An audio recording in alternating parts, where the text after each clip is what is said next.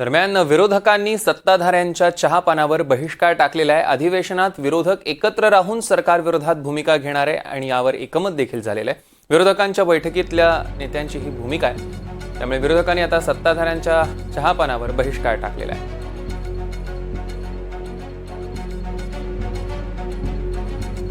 सत्ताधारी पक्ष आणि विरोधी पक्ष ह्या दोन्ही एकाच गाडीचे दोन चाक असताना या पक्षाकडे विरोधी पक्षाकडे सातत्याने सापत्नतेची भूमिका सत्ताधारी पक्ष घेत असतो। मग विकासाचे प्रश्न असतील, अन्य प्रश्न असतील, विरोधी पक्षाच्या सूचना असतील आणि याला कुठेही गृहीत धरलं जात नाही। आणि म्हणून आज आम्ही या चहापानावर बहिष्कार घालण्याचा निर्णय आम्ही घेतलेला आहे।